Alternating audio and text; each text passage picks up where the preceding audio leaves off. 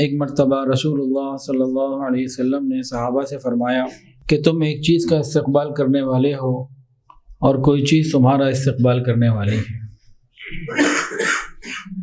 پھر فرمایا تم ایک چیز کا استقبال کرنے والے ہو اور کوئی چیز تمہارا استقبال کرنے والی ہے، 3 مرتبہ فرمایا۔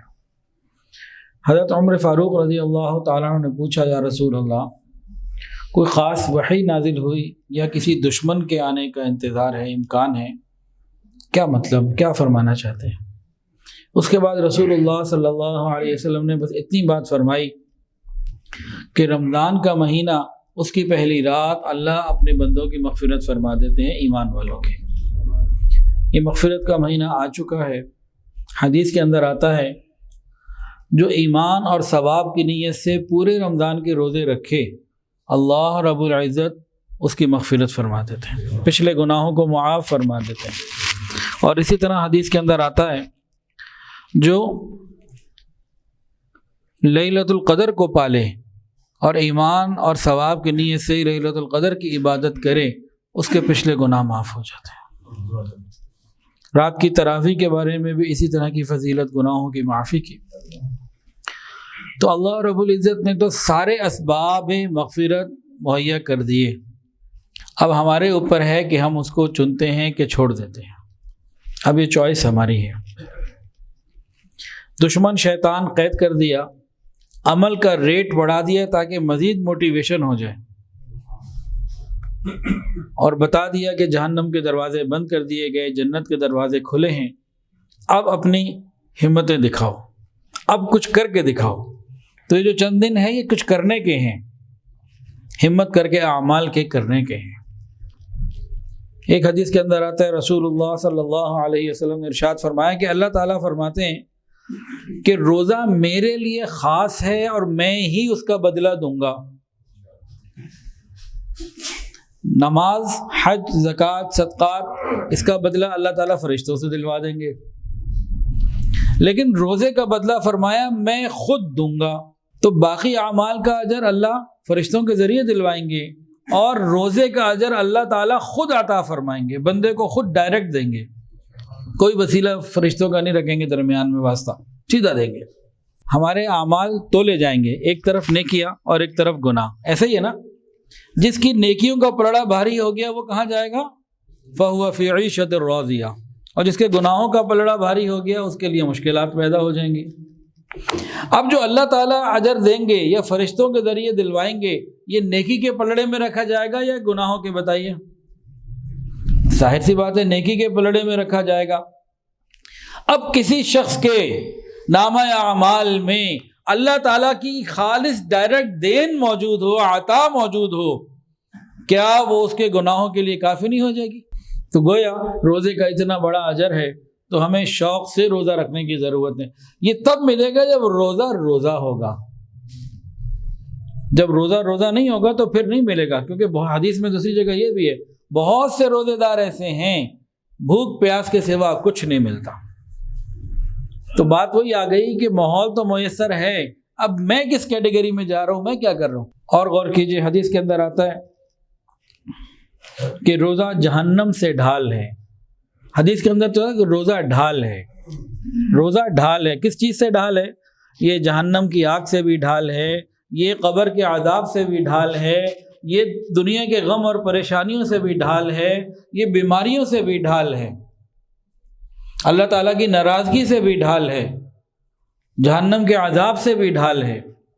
لیکن کون سا روزہ؟ جو واقعی روزہ ہو، جو شریعت میں روزہ کہلائے، خالی بھوک پیاس والا روزہ نہیں، حقیقی روزہ یہ سارے انعامات دے گا۔ اسی حدیث میں ایک اور فضیلت لکھی ہے، روزے دار کے لیے 2 خوشیاں ہیں، ایک افطاری کے وقت اور دوسری خوشی اللہ رب العزت کی ملاقات کے وقت۔ جب افطاری کا وقت ہوتا ہے، بسم اللہ پڑھ کے کھانا کھانا شروع کرتے ہیں تو خوشی ہوتی ہے کہ نہیں ہوتی؟ ہوتی ہے نا؟ نبی کریم صلی اللہ علیہ وسلم نے کتنی سچی بات بتائی۔ جس طرح یہ خوشی ہوتی ہے، روزے داروں کو قیامت کے دن بھی خوشی ہوگی، جب اللہ رب العزت سے ملاقات ہوگی اس وقت بھی انشاءاللہ تعالی خوشی ہوگی۔ اب ہم کیا کریں؟ یہاں ایک لطیف نکتہ ہے کتاب میں تو کہیں نہیں پڑھا، یہ دل کی بات ہے۔ افطاری کے وقت جب خوشی ہو دل کو محسوس، اس وقت اللہ تعالیٰ سے دل ہی دل میں بات کریں، اللہ تیرے محبوب نے کتنی پیاری اور سچی بات بتائی تھی، 2 خوشیوں کا ذکر تھا، ایک تو میں نے ابھی پالی، اللہ دوسری بھی عطا فرما دے۔ مانگنے میں کیا ہے، مانگنا ہی ہے نا اللہ سے، ایک مل گئی ایک باقی ہے، اللہ تیرے نبی کی بات تو سچی ہے نا، اللہ ایک تو پالی ایک رہتی ہے، تو وہ ملاقات کے وقت عطا فرما دیجئے، اللہ عطا فرما دیں گے انشاءاللہ تعالی، مانگیں گے جی انشاءاللہ۔ اور آگے فرمایا کہ روزے دار کے منہ کی بو یہ اللہ رب العزت کو مشک سے زیادہ پسند ہے۔ کتنے قدردان پروردگار ہیں کہ روزے دار سے اگر کوئی دوران روزہ جھگڑا کرنے لگے، اختلاف کرنے لگے، یہ کہیں بھئی انی صائم، میں روزے دار ہوں، میں نہیں آپ سے کوئی جھگڑنا بگڑنا کرتا، تو روزے میں تحمل مزاجی سے رہنا، دوسرے کا خیال کرنا اور ناپسندیدہ گفتگو سے بچنا، ان چیزوں کے ساتھ روزہ رہتا ہے۔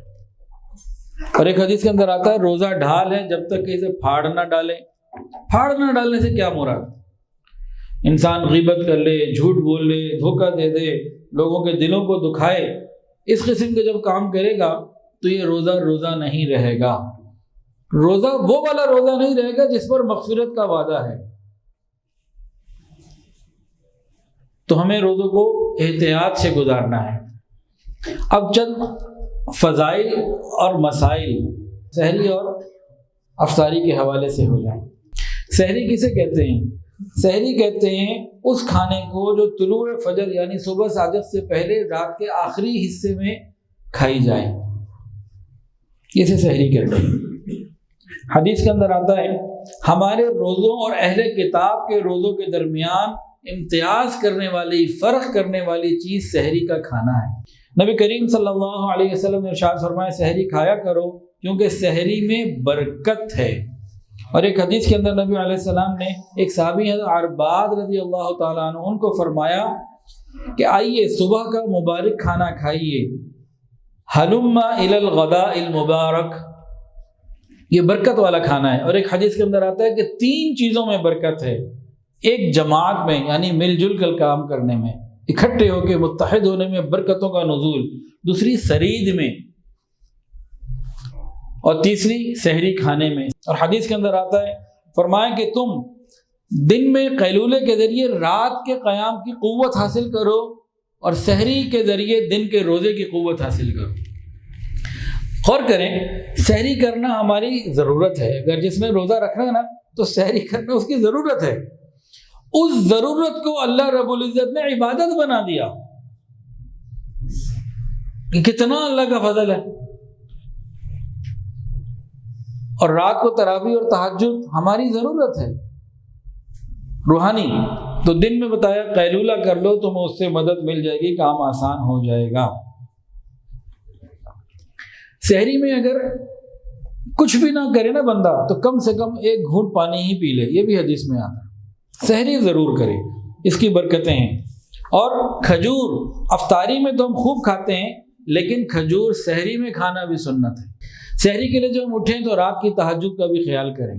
حدیث کے اندر آتا ہے تم رات کی نماز یعنی تہجد کا اہتمام کیا کرو کیونکہ تم سے پہلے نیک لوگوں کا طریقہ رہا ہے، نیک لوگوں کے طریقے کو ہر دور اور ہر زمانے میں عزت ملی ہے، نیکوں کا طریقہ ہے۔ اور فرمائے تمہارے رب کی طرف قرب کا، تعلق کا ایک بہترین ذریعہ ہے، گناہوں کی معافی کا بھی ذریعہ ہے، اور چوتھی بات فرمائی گناہوں سے رکنے کا بھی ذریعہ ہے۔ بعض لوگوں کو گناہوں سے اپنے آپ کو روکنے پہ قدرت نہیں ہوتی، تہجد پڑھتے ہیں تو یہ اندر کوالٹی پیدا ہو جاتی ہے کہ یہ اپنے آپ کو روک سکے، کنٹرول کر سکے۔ اور اسی طرح ایک حدیث کے اندر آتا ہے کہ تہجد یہ انسان کو بیماریوں سے بچا لیتی ہے، شفا ملتی ہے۔ لیلۃ القدر ہم میں سے کون چاہتا ہے، کسی کی خواہش ہے جی کہ لیلۃ القدر کی عبادت مل جائے؟ سب کی ہے جی۔ طریقہ بتا دوں، پکا اور مستند طریقہ، ہر سال الحمدللہ بتا رہا ہوں، بہت آسان طریقہ۔ وہ طریقہ یہ ہے کہ یکم رمضان سے انسان سحری کے وقت سے روزانہ 10-15 منٹ مصلی کو دے دے، ذکر ہے، دعا ہے، تلاوت ہے، استغفار ہے، کچھ بھی نیکی کا کام کرے، یکم رمضان سے لے کر آخر رمضان تک، بلکہ عید کی رات بھی شامل کر لے کہ اس کی برکتیں بھی مل جائیں۔ جس شخص نے روزانہ یہ 15-20 منٹ سحری کے وقت اللہ کو دے دیے، اس کو شب قدر مل گئی۔ کوئی دعویٰ اپنی طرف سے تو نہیں بندہ کر سکتا، دلیل بہت آسان ہے، قرآن مجید کے اندر ہے۔ شب قدر کا جس جگہ ذکر ہے، ہی حتی مطلع الفجر، وہ رات جو بھی ہوتی ہے اور جب بھی اس کی برکتیں شروع ہوتی ہیں رہتی وہ فجر تک ہے۔ تو جس نے سحری کے وقت یہ 15-20 منٹ روز کام کر لیا، اس کو خود بخود یہ نعمت مل گئی۔ سحری میں ہمارے یہاں کچھ کوتاہیاں بھی ہوتی ہیں، اس کا بھی تھوڑا سا ذکر ہو جائے تاکہ ہم غلطیوں سے اپنے آپ کو بچا سکیں۔ بعض لوگ یہ سمجھتے ہیں کہ اگر آنکھ دیر سے کھلی، چونکہ ہم اٹھے ہی لیٹ ہیں، تو 2 منٹ ہم کوئی گریس ٹائم کے لے لیں اللہ میاں سے۔ ایسا کوئی سلسلہ نہیں ہے، اگر لیٹ اٹھے تو اب سحری نہیں ہو سکتی، اب روزہ ہی رکھنا ہے۔ بات ہے ایسے لوگ۔ اچھا جی، بعض لوگ کیا کرتے ہیں، وہ تو شاید اس مجمع میں شاید کوئی ہو، اور رات کو دیر سے سوتے ہیں، 12-1 بجے 2 بجے، اور سحری کر کے سو جاتے ہیں کہ جی صبح اٹھنا مشکل ہے تو سحری کو رات 1-2 بجے کر لیتے ہیں۔ یہ بالکل غلط ہے۔ رات 2 بجے کھانا کھانا غلط نہیں ہے، لیکن اس کو سحری سمجھنا غلط ہے۔ ان برکتوں سے محروم ہے یہ شخص، اس نے سحری کی حقیقت کو سمجھا ہی نہیں، اللہ کے حکم کو سمجھا ہی نہیں۔ اور ایک چیز بہت زیادہ کامن ہے، وہ کیا کہ جی اذان ہو رہی ہے کھاتے رہو، فجر کی اذان شروع ہو جاتی ہے کچھ کھاتے رہو۔ اور اس سلسلے میں ایک حدیث بھی پیش کر دیتے ہیں، حدیث کے اندر الفاظ اس طرح کے ہیں کہ جب تمہارے ہاتھ میں کوئی چیز ہے اور اذان ہو جائے تو فوراً اسے کھا لو، پی لو، لقمہ ہے تو کھا لو، پانی ہے تو پی لو۔ اتنی بات حدیث میں ہے۔ بھائی اس کو ہم سحری پر ہی کیوں منطبق کرتے ہیں؟ اس حدیث کو افطاری پہ کیوں نہیں منطبق کر لیتے؟ اس کو افطاری پہ رکھے نا۔ حدیث میں اذان ہو، ہاتھ میں کچھ ہو تو کھا لو، یہ تو اس میں نہیں کہ سحری کا وقت تو نہیں اس حدیث میں لکھا ہوا۔ اس کو افطاری بھی تو سمجھا جا سکتا ہے، افطاری کیوں نہیں سمجھتے؟ سحری ہی کیوں سمجھتے ہیں؟ ایک بات۔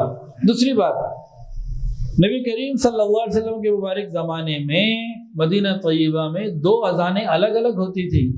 ایک تہجد کی اذان جو سیدنا بلال رضی اللہ تعالیٰ عنہ دیتے تھے، اور دوسری اذان غالباً حضرت ام مکتوم رضی اللہ تعالیٰ عنہ دیتے تھے، وہ فجر کی اذان ہوتی تھی۔ ہاں اگر سحری کی اذان ہو رہی ہے تو پھر ٹھیک ہے کھا لے، لیکن اگر فجر کی اذان ہو رہی ہے اس وقت کچھ کھا لیا تو روزہ نہیں ہوا۔ اچھا، بعض مرتبہ احتلام ہو جاتا ہے، غسل واجب ہو جاتا ہے، اب اٹھے تو اب کیا کریں؟ کئی دفعہ سچویشن ایسی ہوتی ہے کہ 15-20 منٹ 25 منٹ ہے، اب ایک ہی کام ہو سکتا ہے، یا غسل یا سحری، دونوں چیزیں نہیں ہو سکتی۔ سحری کو کر لیجئے، غسل بعد میں کر لیں، نماز بعد میں پڑھ لیں، نماز قضا نہ ہو بس، تو کوئی گھبرانے کی بات نہیں، کوئی پریشانی نہیں، روزے پہ کوئی فرق نہیں پڑتا، سحری کے ثواب میں کوئی کمی نہیں ہوتی۔ یہ افطاری سارا دن بھوک پیاس کے بعد ہماری جسمانی ضرورت ہے کہ نہیں؟ اسی افطاری کو اللہ رب العزت نے عبادت بنا دیا، کتنا اس کا کرم ہے۔ جب تک انسان سحری کرتا رہتا ہے، افطاری کرتا رہتا ہے، فرشتے اس کے لیے دعا کرتے رہتے ہیں۔ اس معاملے میں تو ہم خوب دعائیں لیتے ہیں نا، کیونکہ جب افطاری پہ بیٹھتے ہیں تو سوچ لیتے ہیں ہم نہیں، افطاری نہیں۔ افطاری کے وقت اللہ رب العزت کی طرف سے انعامات کی برسات ہوتی ہے۔ جو بہت بڑا ایک انعام ہے نا، وہ ہے قبولیت دعا کا وعدہ۔ فرمایا کہ افطاری کے وقت روزے دار کی دعا رد نہیں ہوتی، یعنی قبول ہی ہوتی ہے، دوسرا کوئی آپشن ہی نہیں ہے۔ کہتے ہیں تو ورق ہی پھاڑ دو، یہ وہ وقت ہے جب اللہ ہمیں دینا چاہ رہے، ہم توجہ نہیں کر رہے۔ اچھا، افطاری میں جلدی کرنی چاہیے، تاخیر نہیں۔ حدیث کے اندر آتا ہے میری امت اس وقت تک خیر پر رہے گی جب تک یہ افطاری جلدی کرتی رہے گی۔ افطاری میں تاخیر نہیں، لیکن جلدی کا یہ مطلب نہیں ہے کہ 6:21 میں وقت داخل ہو رہا ہے تو 19 پہ کر لیں، اپنا وقت پورا کرنے کے بعد تاخیر نہیں کرنی۔ اور یہ قبولیت دعا کا وقت ہے۔ بہت سارے ایسے لوگ ہیں الحمدللہ جو افطاری سحری میں دعاؤں کا اہتمام کرتے ہیں، اور ان میں سے کئی لوگوں نے کارگزاری بھی سنائی، بتایا کہ حضرت جب سے یہ عمل ہم نے رمضان میں شروع کیا، اپنی زبان سے نکلی ہوئی دعاؤں کو اپنی آنکھوں سے قبول ہوتا دیکھا۔ تو یہ مانگنے کے دن ہیں اور راتیں ہیں، اللہ ہمیں مانگنے کی توفیق عطا فرمائے۔ ویڈیو کے نیچے سبسکرائب کے بٹن پہ کلک کریں، بیل کے آئیکن پہ کلک کیجئے تاکہ ہر نئی ویڈیو کی نوٹیفیکیشن آپ کو مل جائے۔